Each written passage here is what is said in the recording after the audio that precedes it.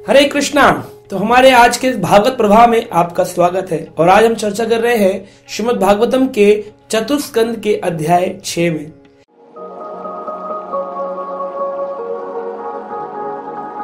जहां पर हम चर्चा करने वाले हैं कि जब दक्ष प्रजापति के कुंड में सती माता ने आत्मदाह किया और भगवान शिव के भेजे गए गणों ने उस पूरे साम्राज्य को तहस नहस करना शुरू किया, यहां तक कि दक्ष प्रजापति गर्दन को उनके धड़ से अलग कर दिया, तो सभी देवता बड़ी बुरी तरह से चीख पुकार मचाने लगे और उनके अग्रगण्य ब्रह्मा सभी देवताओं के साथ, इंद्र आदि के साथ भगवान शिव के स्थान कैलाश को गए।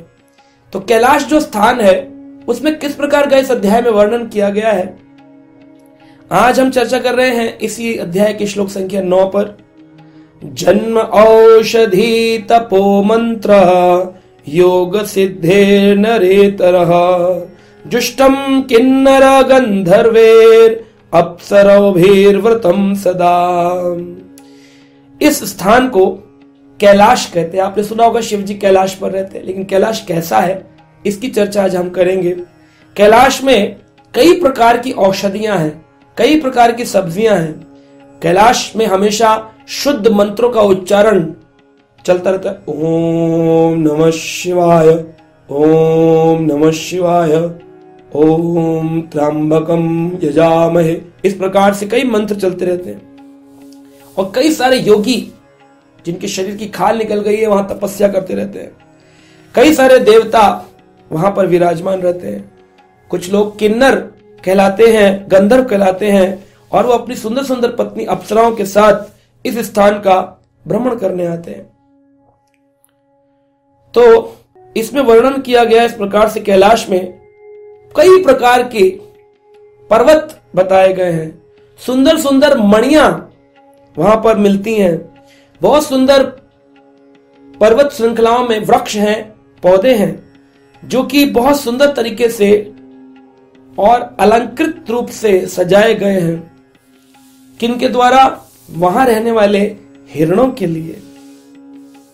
यहां पर बहुत सुंदर सुंदर झरने बहते हैं और बहुत सुंदर सुंदर कंदराएं और गुफाएं हैं जहां पर कई सारे तपस्वी भगवान का ध्यान करते हैं। कैलाश पर्वत पे मोर मयूर रहते हैं जो सुंदर ध्वनि के माध्यम से भक्तों को आनंद प्रदान करते हैं। कोयल तरह तरह का गीत गाती हैं। यहां पर कई सारी बड़ी बड़े पेड़ वृक्ष के ऊपर चिड़िया मीठा गायन करती हैं। कई प्रकार के हाथी यहां विचरण करते हैं। ऐसा लगता है कैलाश कोई सुंदर गार्डन है। इस पूरे कैलाश को विभिन्न विभिन्न प्रकार के पेड़ों और वृक्षों के द्वारा सजाया गया है।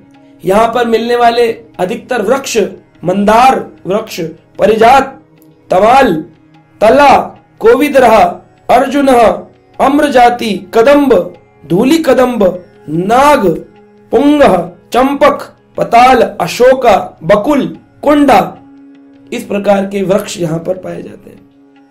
इनको सुंदर सुंदर गुलाब के पुष्प भी हैं और कमल के पुष्प भी यहां पर है। यहां पर निकुंज, मालती, कुब्जा, मल्लिका, माधवी ऐसे सुगंधित वृक्ष भी पाए जाते हैं। कई प्रकार के फल यहां पर हैं, जैसे जैक फ्रूट, बनियन ट्री यानी बरगद का वृक्ष, पलाक्ष वृक्ष, इस प्रकार के वृक्ष जो हल्दी हींग बनाते हैं, ऐसे भी हींग की सुगंध वाले वृक्ष भी यहां पर पाए जाते हैं।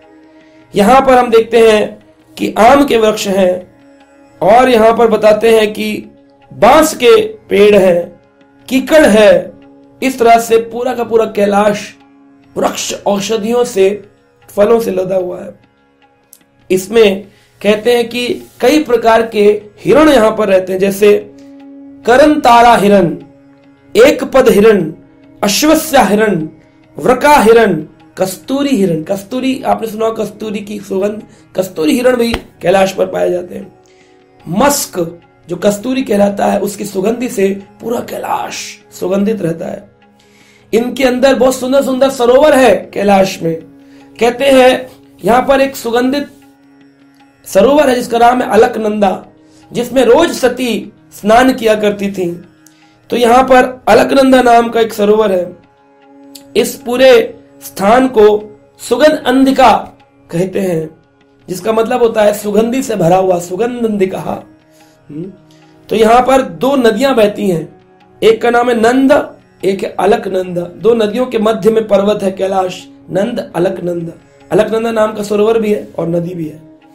इस प्रकार से यहां पर जो भगवान है उनके चरण से निकलने वाली रज, यानी श्री कृष्ण की चरण रज इन नदियों में बहती है, और उन नदियों की चरण रज को ठाकुर जी यानी कृष्ण की चरण रज को शिव जी भोले बाबा अपने मस्तक पर रोज नित्य जल लेकर धारण करते हैं। जैसे गंगा जी, भगवान श्री हरि के चरणों से निकलने वाली गंगा को शिव जी ने अपने सर पर धारण किया, और गंगाधराय शंभु यथा नाम, गंगाधर शंभु शिव कहलाते हैं जो गंगा को धारण करते हैं। तो आई कहां से गंगा?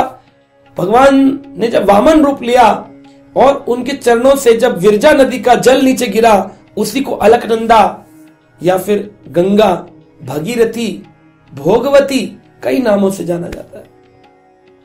इस प्रकार भगवान यहां पर देखते हैं कि कई देवी देवता शिव जी का दर्शन करने आते हैं, और आज यहां पर शिव जो कि मृग छाल पहने बैठे हैं, खूब सारे अद्भुत सर्प उनके आसपास हैं, शरीर से एक तेज कांति प्रकट हो रही है, कई सारे देवता उनको प्रणाम कर रहे हैं और अपनी अपनी इच्छाएं व्यक्त कर रहे हैं।